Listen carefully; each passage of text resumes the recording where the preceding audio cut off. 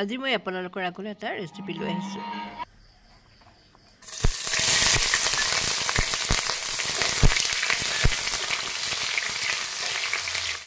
এয়া মই পিঁয়াজখিনি ব্ৰাউন কালাৰ নোহোৱালৈকে অকণমান ভাজি আছোঁ।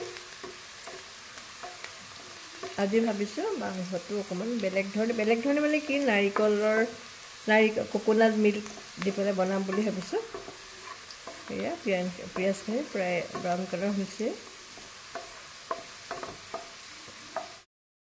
এয়া পিঁয়াজখিনি ভাজি গ'ল। মই এতিয়া আদা আৰু নহৰু পেষ্টটো দিলোঁ। এইটো হালধি বটিছিলোঁ, সেইকাৰণে অকণমান হালধীয়া নিচিনা হৈ গৈছে।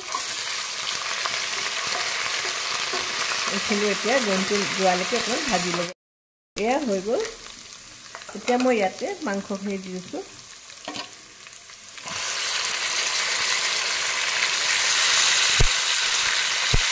এইখিনি মই ভাজি লওঁ।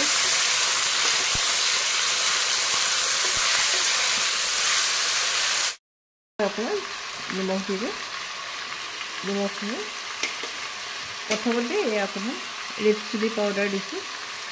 এইখিনি দিছোঁ। আমি এচামুচ মই জিৰা পাউডাৰ দিছোঁ আৰু এচামুচ ধনিয়া পাউডাৰ আৰু অকণমান হালধি। এইখিনি দি মই এতিয়া ভালকৈ মিলাই লওঁ।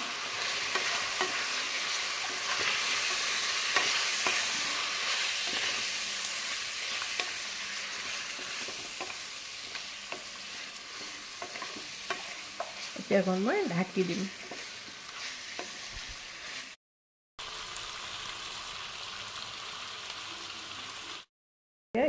এতিয়া মই ইয়াতে বিলাহী এটা দিছোঁ কাটি পেলাই, ডাঙৰ চাইজৰ এটা বিলাহী দিছোঁ। এইখিনি দি পেলাই মই এতিয়া অকণমান ঢাকি দিম। বিলাহীখিনি ভালকৈ সিজালৈকে। এয়া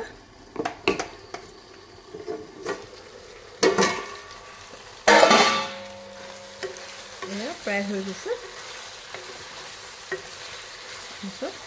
এতিয়া মই ইয়াতে কোকোনাট মিল্ক দিছোঁ। এইখিনি এটা ভালকৈ লৰাই দিম।